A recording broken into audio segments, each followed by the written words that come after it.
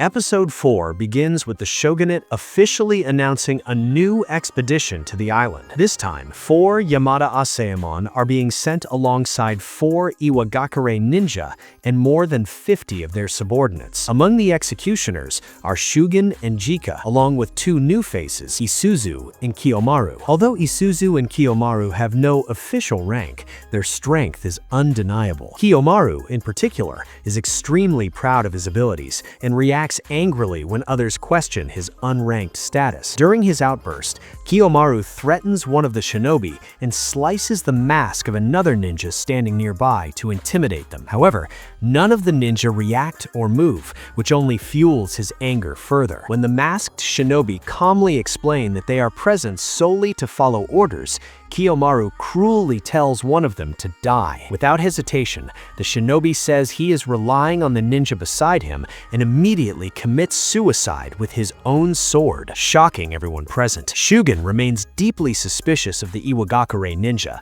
unaware that their true mission is to assassinate Gabimaru. Once the group arrives on the island, Mei senses their presence from within the cave. Sagiri is visibly happy at the thought that Shugen may be there, and the other Yamada Asaemon acknowledge his exceptional strength. Shugen has trained with all of them and commands immense respect, possessing unmatched skill and even some understanding of Tao. When a massive monster suddenly appears, Shugen shows no fear. Using Tao, which he refers to as waves, he calmly senses the creature's weak point and kills it instantly with a single punch, severing its head. He then proceeds to eliminate every other monster in the area, declaring that his teammates should not dirty their swords with such insignificant foes. Despite Shugen's overwhelming strength, Shion is clearly unhappy about his presence. Sagiri is surprised by this reaction, unaware of the deep resentment Shion harbors towards Shugen. This hatred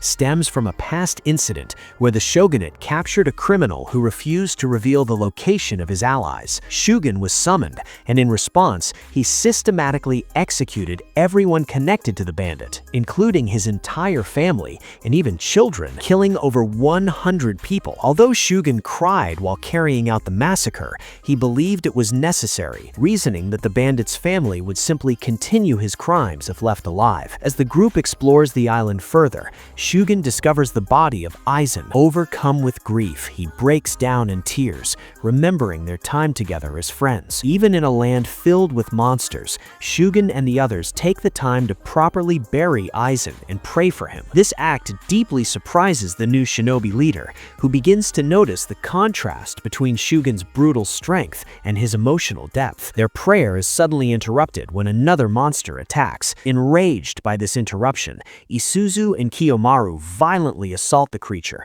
killing it within seconds. As more monsters appear, the ninja leader orders her genin to engage. A large group of shinobi swarms the creatures, overwhelming them through sheer numbers. One monster foolishly attacks Shugen immediately after he finishes praying. Without even looking at it, he slices it apart effortlessly. He then deliberately damages his blade, making it jagged so that it will cause more suffering to the creatures he faces next. The group captures one of the monsters alive and discovers that it can speak. They hand it over to the ninja for interrogation before moving away from the shore and heading deeper into the forest. Meanwhile, Shion informs his team that they should split into 2 groups, one tasked with finding the Elixir of Life and the other focused on discovering an escape route from the island. He also explains that different Tao attributes can be used to kill the Tensen. However, Yuzuriha points out that there's no guarantee they will survive such an attempt and openly states that she would rather escape the island instead. Shion understands her hesitation